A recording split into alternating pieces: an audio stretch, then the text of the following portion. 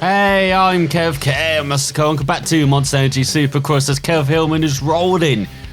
But unfortunately, Jason Anderson wasn't pretty happy with his aggressive riding style on Husqvarna last time out, so now he's moving to the Yamaha because they figured they would have had a 1-2-3 last time out if Hillman was on a Yamaha along with Reed and Webb. So let's see if he can grab another victory and really insert himself into that title battle with a victory at Salt Lake City. So here's Highside revving up on the outside as we get underway for this 4-minute heat race. Round the track he's pretty good. Round, oh, there's someone down. There's tough blocks flying everywhere. Highside is making it through though. Oh, is he? No, he's been hit. Had to get it all the way down to third. But he's still upright. Still down the inside, a couple riding, including Reed. He's got over the jumps in the back section, heading towards the line. He's got a rider in front as they go full rider. Penultimate guy, he goes down the inside of Dean Wilson. Another rider who isn't particularly happy with his teammates riding the last time out. As they go onto the back straight. Got Cooper Webb in front, and on the high side gets into his new teammate. As he goes wide round the outside. No wonder Webb and Reed didn't actually want high side on the Yamaha for this race. That's all, now he's getting his own back from Porcel, his old buddy. As he goes down the inside of Wilson. Remember, top 4 go through. So high side is Justin, is he? As someone's down in front is Webb. Now he is Justin. He got Weston behind, he's down. And he got Malcolm Stewart. And then Stuart Thompson in front. Oh, Stewart botched that section along with Highside. As Cooper Webb grabs 4th. So it's a battle between the Yamahas to make it through. As that's incredibly tricky left hand. He got D Wilson right behind. Trying to join in. And join in he does. As he takes out Highside. As he tries to squeeze his former teammate. There's all tough blocks are going all over the place as well as he goes down the inside of another former teammate, Porcel. By the end of the season, I could say all of these riders are his former teammate. As he gets into Porcel. No love lost between that pair. As he cases a jump though.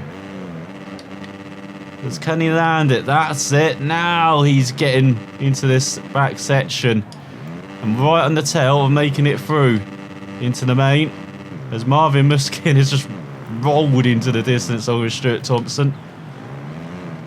As here goes Highside down the inside of Malcolm Stewart, who's dropping backwards on his Suzuki. Unfortunately, we've seen that quite a few times for the veteran.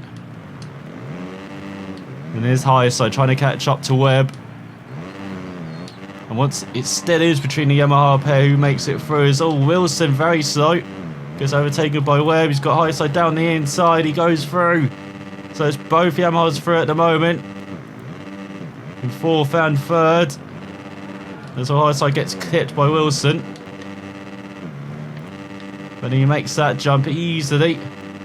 Oh, too much air there though. In the middle part, he's gone into the top blocks at the end. Sets off 49.2. It's a very short circuit here in Salt Lake City. We could even have 3 laps left. As all he takes down Dean Wilson. That's for getting him fired from Husqvarna. He's not happy about that at all, Highside. As he's in 4th behind Webb. Looks like Thompson's dropping back. So you'd see if these pair can catch up as Wilson's still in 5th. Justin Brayton in 6th. The fast starter, Justin Brayton. We've seen that quite a few times this season. Oh, Webb's down from 3rd. I'm sure Hillman's not at all unhappy about that. As we're very vocal in his opposition of Highside getting this bike for this round. As Anderson just 2.9 in front, Muskin 8.2 in front as we are on the penultimate lap now. And Highside's up in the same times as Muskin. This is very promising in the heat race. Didn't expect this at all from Hillman. As he's got Wilson behind, battling with Webb over that final transfer spot. What about that is behind. Well, for Hillman, he's catching up to Thompson. So rapid similarly to Muskin. He is 0.7 down at the moment to the Frenchman on this lap. But he has shown he's got superb pace over this section if he nails it, just like that. And he's right on the tail of Thompson. He does a 48. He's actually 0.3 faster than Muskin on that lap. This is looking good for the heat races then. Or the main event, should I say. We're on the heat races. It's a good thing. I know where we are after 40 odd races with Highside now. Almost 50 of them. He'll finish just short of 50 at the end of this season. Will Hillman. It's been a spectacular adventure over here in America. But it's not over yet. And he could have a 450 title and really put himself amongst the greats. If he does that. Go over to America, win 250s and 450 titles. As he's just going to run out of time to pass Thompson. But very good heat race pace-wise. Well, at least once he got free of the traffic of Wilson, Webb, Stewart, with Brayton just missed out, Chad Reed as well, Downing, Have, David Beck, and the Suzuki round out the top 10 out of Purcell. Well, it's Dean Wilson who joins Hillman Thompson. Very impressive performance on the Yamaha. And Muskin through has on his KTM, he dominated. Well, Ken Roxon down in 18th. Will he make it through to the main?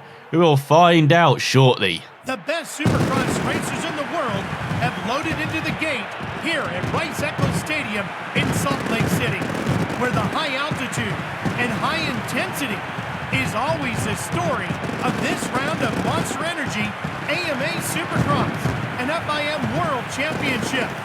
The RPMs are coming up. It's gate drop time in Utah.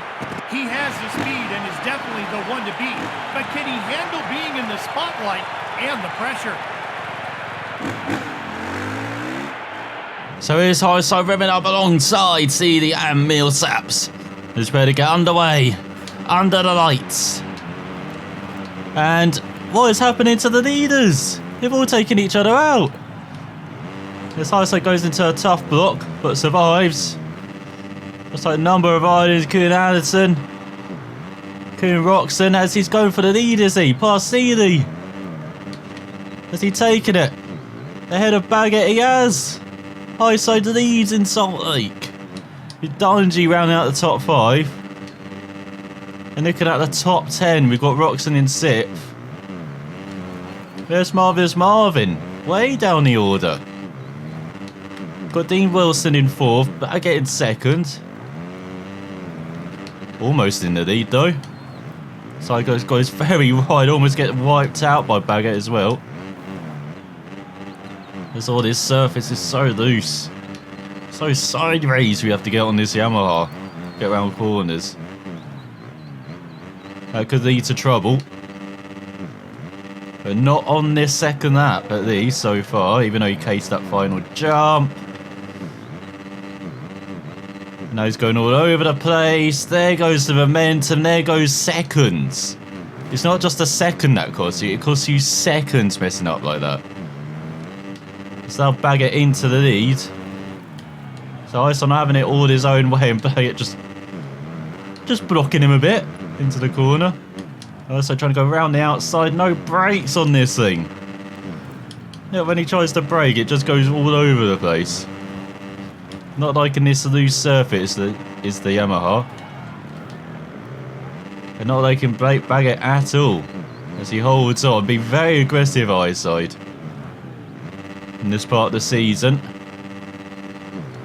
As though he's got to run down the inside as he made it. Stick. Looks like he's got the cut back. And there we go, that is how you do that section, not taking too much throttle.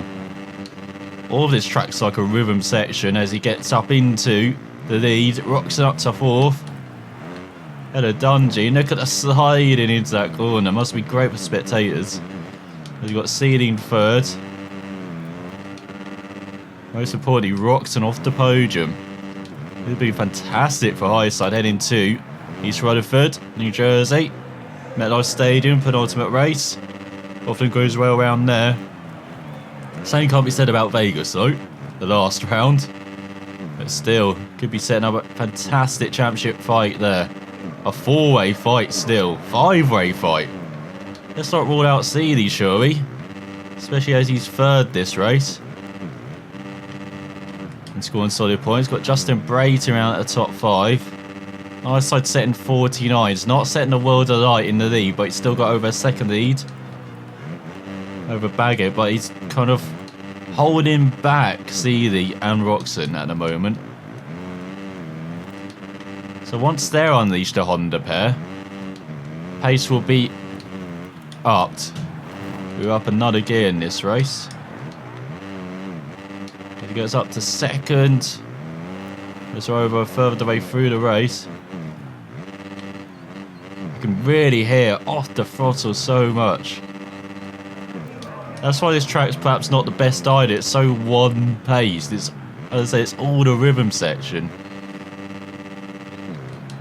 We've got some jumps. There's no variety around it. That's a 48.60. Chad Reed in the top 10. Muskin in 19th. Jason Anderson at the back. They must have gotten into each other at the start then. But still, not making any progress through the field. It's Al Hyso revving up the action into the 48. Putting that lead on Baggett. Maybe boring. Is exactly what he needs though, in the lead. Be way away of everyone else. Especially as this Yamaha doesn't feel the best round here. Not very good on this surface. I wonder Reed and Webber not back for podiums every race or dominating. That's what you're doing, high side. Trying to make this exciting. Going all over the place. Dips back into the 49s. 2.6 ahead of Baggett. Seeley in third. Roxon in fourth. Dean Wilson now in fifth. Having a heck of a battle behind the Hondas. Looks like Dungey on the KTM dropping back, even though Baggett's doing a superb job on the other KTM in second. Then Muskins all the way down the order as well. That's at the halfway mark of the race.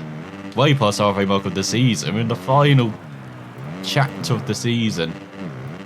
What an intriguing final chapter it is. As I'm amazed Baggett is still holding on to second ahead of Seeley and Roxon. Maybe the Honda's not the best round here either. It's just an incredibly tricky track. It'd be good round. I didn't see we've got Husqvarna's, got Honda's, got KTM's behind. Got Yamaha leading. Cooper were just outside the top 10. Stuart Thompson was so good in the heat race down in 16th. It's just all over the place who's good around this track. There's Dungey back into the top 5. We look up way behind the Hondas, over 7 seconds now. But ISI, he's not having the best run in the lead, but it's enough. It's a 2.8 second gap. That's good enough. As we head into the final section of this race. He heads into this final section of the lap. That's more like it over those jumps. Back into the 48. But still just a 2.3 second lead over Baggett. Sanderson still in last on his Husqvarna. That's not helping him in his battle with Chad Reed for 6th in the championship. It could start to be Reed's now. He could be battling to be in the top 10. Let's go over the jumps. Baggett up in the pace, 1.9 back. What a superb race Blake is having. Now 2.5 back. Dungey up in the pace in 5th. It's taken a couple seconds out of ISI this lap, I believe. It's at least a second. And then over this final section, ISI seems to nail that. There's another 48. There's Porcel in 20th. Anderson finally out of last, up to 19th. Jake Ryman now back there with the Lacey. As we approach the final quarter of the race. Looks like Baggett has been suppressed. Had those good couple of laps. And now high, so building that lead again to almost 3 seconds, over 3 seconds now. Dungey lapping the same pace as Highside though, and gaining on the Hondas. So that KTM pace again late in the race coming to the fore. As Highside messing up that section terribly. You lose seconds messing up that section. And so that worked to build the lead back over 3 seconds. Now, cut in half thanks to messing up one section on the track. Now just 10.4 ahead of Dungey. 8 ahead of Roxon. And 3 seconds ahead of Seeley. You still can't rule out the Hondas from maybe grabbing this if Highside messes up again. Just got to be perfect everywhere around her. And that's not been the case. Oh, not been the case at all. Terrible corner. Saved it though, saved it just about. But still 49, that won't build the lead up much. 1.4, Chad Reed down in 14th. What's happened to him? Porcel in last now. Lots of battling through the field. Lots of changing through the field, just not at the top. As we come into the final couple of laps, we've got 3 laps remaining. I believe including this one. Nice side, led from the off. Almost whole shot. Not quite. Definitely getting better at that though. We go over the jumps. We've got Seeley in 3rd.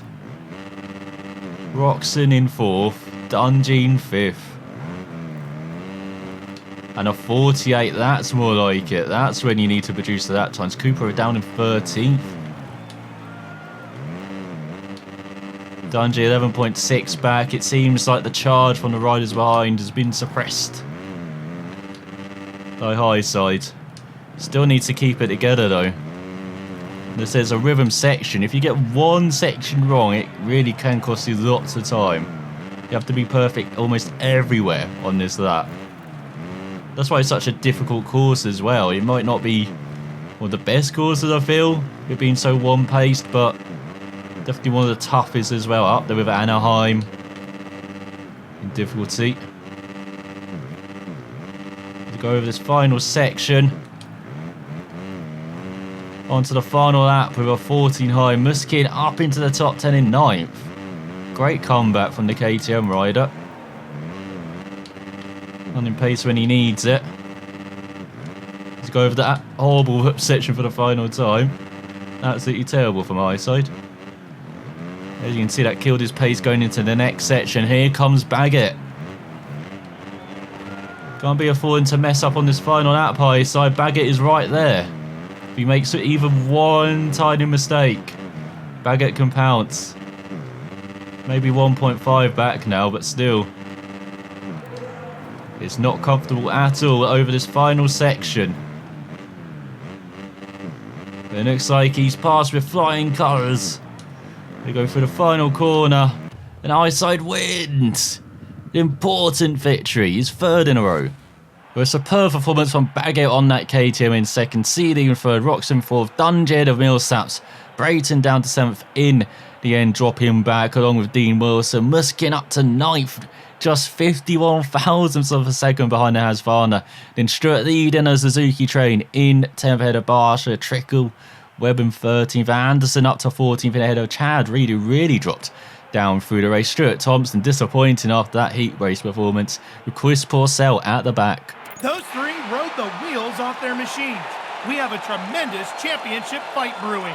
As we look at the championship with Roxon leading by 10 points ahead of Seeley, but look at Hilburn, just 12 points back in 3rd and 8 ahead of Dungey, with Muskin dropping back slightly, 8 points behind his teammate and 28 off the lead with just 2 rounds remaining. Chad Reed, he's virtually guaranteed himself 6th, has he? 19 points ahead of Anderson, who is over 20 points ahead of his teammate Dean Wilson. Baggett up to 9th, 4 points ahead of Millsaps. Cooper a further 4 points back. Then Brayton a further 5 points back. It really is close to be in the top 10. Now just outside it, you can see it's another Suzuki train with Malcolm Stewart in the last of them. There's still just 10 points behind his teammate Trickle. As we look through the field and look at all the points scored, as a Kawasaki up in 34th. What the hell? There's 39 riders scored points now. As we've got important news, butt patch news. As we've got laughing my arse off and mind blowing now. That's not really mind blown, isn't it? That prestige suit though, looking pretty handy. As what a superb result then on board the Yamaha for high side. As we look through the messages from his fans. Although they love him now like a god after 3 victories. Let's see if we continue the run to the penultimate race of the season around the MetLife Stadium in East Rutherford, New Jersey. A victory here. And he could be virtually tied with Roczen depending on the result heading to the final round in Vegas. Let's see if this happens. Sound for watching. I'll see you then.